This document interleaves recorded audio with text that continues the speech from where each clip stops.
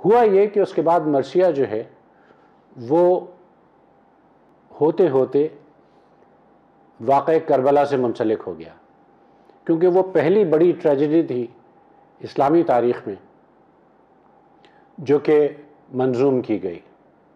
اب میں نے آپ سے عرض کیا تھا کہ مرثیہ جو ہے وہ اردو کی 35 مختلف اصناف یا یہ کہ مختلف جو اس کے فارمز ہیں، ان میں آپ کو وہ بتا دیتا ہوں کہ فارمز کیا کیا ہیں۔ آپ سمجھ رہے ہوں گے ایک زبان میں 35 شاعری کس طرح ہو سکتی ہے طریقے کی۔ مثلا حمد ہے، نعت ہے، منقبت ہے، سلام ہے، سوز ہے، مناجات ہے۔ مناجات کہتے ہیں سپلیکیشن کو۔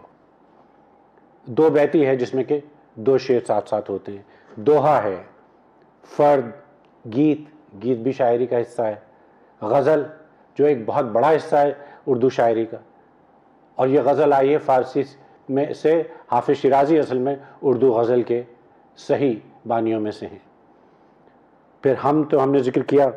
پھر ایک ہزل ہے، ہجو ہے جو کسی کے شان کی بجائے کسی سے ناراض ہو کے اس کے متعلق کہی جاتی ہے۔ پھر کافی ہے جو آپ سنتے ہیں، بلے شاہ کی کافیاں پنجابی میں ہیں لیکن کافیاں اردو میں بھی ہیں۔ پھر مدح ہے جسے کسی کی تعریف، اور مثنوی مولانا روم کی مثنوی ہے، اور مثنویاں اردو میں بہت کافی ہیں۔ پھر مخمس ہے جس میں کہ 5 مصرعے ہوتے ہیں۔ پھر مربع ہے جس میں 4 مصرعے ہوتے ہیں۔ مسدس جس میں 6 مصرعے ہوتے ہیں، مصرع ایک لائن کو کہتے ہیں۔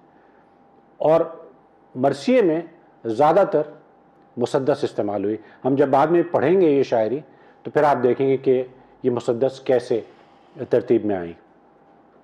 پھر مثلث ہے جس میں کہ 3 مصرعے ہوتے ہیں۔ نوحہ، اب نوحہ بھی ہے، وہ بھی اتفاق سے واقعہ کربلا سے جڑ گیا ہے، لیکن نوحہ تو کسی آوازاری کو بھی نوحہ کہہ سکتے ہیں آپ۔ پھر آزاد نظم ہے جس کا کہ میٹر نہیں ہے، بلینک ورس جسے آپ کہتے ہیں۔ پھر پابند نظم ہے۔ قصیدہ ہے، قصیدہ تو بہت مشہور ہے۔ قطع ہے جس میں قطع ہے اصل میں صحیح اس کا تلفظ قطع ہوتا ہے 4 لفظوں کا۔ ریختی ہے، رباعی، رخصتی، سلام، صحرا جو شادیوں پہ پڑھا جاتا ہے، سوز۔ پھر ایک اور ہے وسوخت، ایک ہے برہا جو کہ کسی کی یاد میں جو قریب نہ ہو وہ ہوتا ہے۔